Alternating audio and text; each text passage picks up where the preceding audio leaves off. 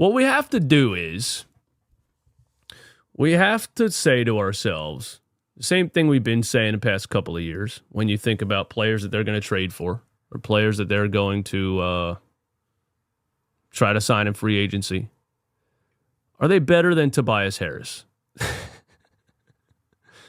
The Sixers, people can say whatever they want, why the Sixers lost in the playoffs, why they fell short again.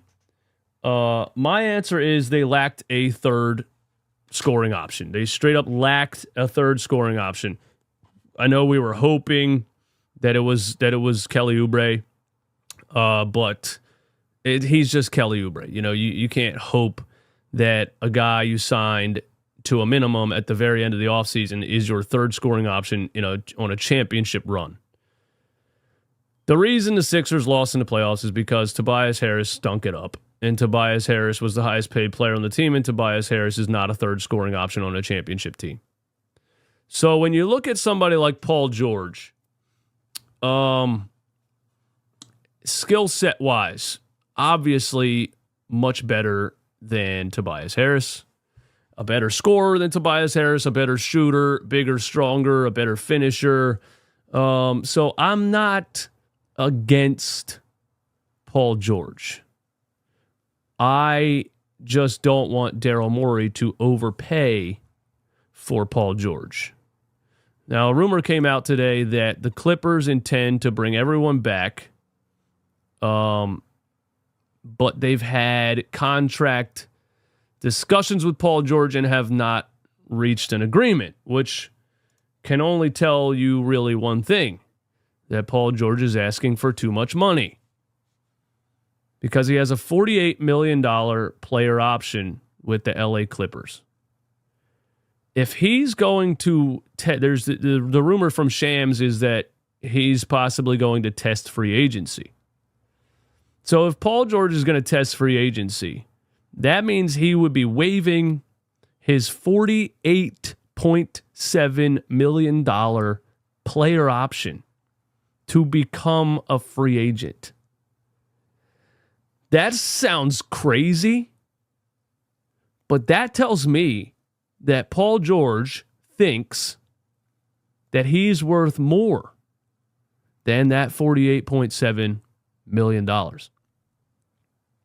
And he's probably doing the same thing James Harden did, which is looking around the league and saying, I'm still great. I could still be one of the highest paid players in the league. And at 34 years old, I think I can play for 4 more years.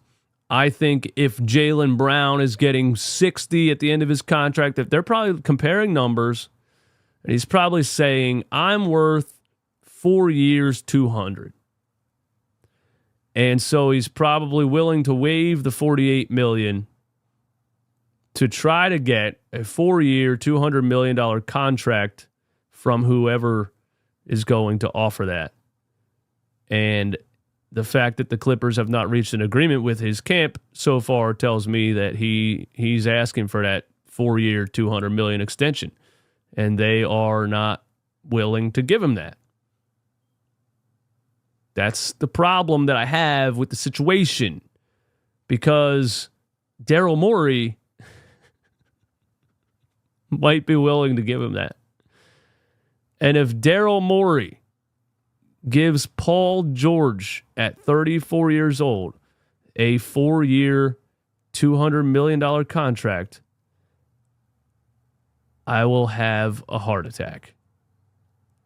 Because better than Tobias Harris right now, of course. But in 2 years, that puts you really in a similar situation where the guy will be 36 going on 37, and you will owe him a large part of the salary cap. And that goes back to the issue that the Sixers have seemingly every year. They're paying guys at the top, and then they don't have any money to spend on the Derek Whites of the world, on the Malcolm Brogdons of the world, on the OG Anunobis of the world, on the Dante DiVincenzo's, the Josh Harts. They don't have these players because they keep doing shit like this. So this is a big offseason. And the Sixers finally have an opportunity to waive Tobias Harris, let him walk, clear a whole bunch of cap space, and actually sign the depth. This is an opportunity they haven't had in 5 years.